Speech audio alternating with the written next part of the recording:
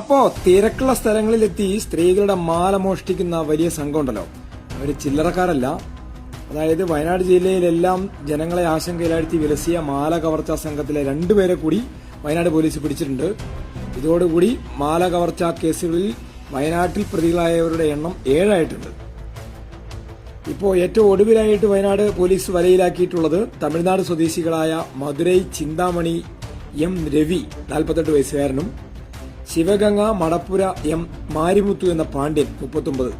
ഇവരെ രണ്ടുപേരെയാണ് ജില്ലാ പോലീസ് മേധാവിയുടെ സ്ക്വാഡും ബത്തേരി പോലീസും ചേർന്ന് പിടികൂടിയിട്ടുള്ളത്. വാടകയ്ക്ക് താമസിച്ചു വന്നിരുന്ന മലപ്പുറം ഐക്കരപ്പടിയിലെ റൂമിൽ നിന്നാണ് ഇവരെ കസ്റ്റഡിയിലെടുത്തത്. ബത്തേരിയിലെ മാല മോഷണ കേസിൽ പിടിയിലായവരുടെ കൂട്ടാളികളാണ് ഇവര്. ഇതോടെ മാല കവർച്ചാ കേസുകളിൽ ജില്ലയിൽ പിടിയിലായവരുടെ എണ്ണം 7 ആയിട്ടുണ്ട്. 17-ാം തീയതി ഉച്ചയോടെയാണ് അമ്മായിപ്പാലത്ത് നിന്ന് ബത്തേരിയിലേക്ക് KSRTC ബസ്സിൽ യാത്ര ചെയ്ത നെന്മേനി സ്വദേശിയുടെ 3 പവന്റെ മാലയും 1 ഗ്രാം താലിയും അടങ്ങിയ ഏകദേശം 3,82,000 രൂപ വില വരുന്ന ആഭരണം വലിച്ചു പൊട്ടിച്ച് കവർന്നത്. ബത്തേരി ഗാന്ധി ജംഗ്ഷനിലെത്തിയപ്പോൾ വയോധിക മോഷണം നടന്ന അറിയുകയും വിവരം ലഭിച്ചതിന്റെ അടിസ്ഥാനത്തിൽ പോലീസ് വിവിധ സംഘങ്ങളായി തിരിഞ്ഞ് കൃത്യമായി അന്വേഷണം നടത്തുകയും ചെയ്തു. തുടർന്ന് മണിക്കൂറുകൾക്കുള്ളിൽ മധുരൈ സ്വദേശികളായ അളകനല്ലൂർ ഈശ്വരി, അളകനല്ലൂർ കണ്ണകി എന്ന അർച്ചന എന്ന രമ്യ എന്നിവരെ മീനങ്ങാടി പഞ്ചായത്ത് പരിസരത്ത് വെച്ച് പോലീസ് പിടികൂടിയിരുന്നു.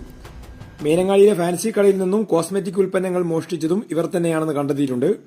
പരസ്പര വിരുദ്ധമായി സംസാരിച്ചും പൂർണ്ണമായി വിവരം വെളിപ്പെടുത്താതെയും ഇവർ അന്വേഷണവുമായി സഹകരിച്ചില്ലെങ്കിലും പോലീസിന്റെ കൃത്യവും ശാസ്ത്രീയവുമായ അന്വേഷണം കൂട്ടുപ്രതികളായ ഈശ്വരിയുടെ ഭർത്താവായ രവിയിലേക്കും രമ്യയുടെ ഭർത്താവായ മാരിമുത്തുവിലേക്കും പോലീസ് എത്തിക്കുകയായിരുന്നു.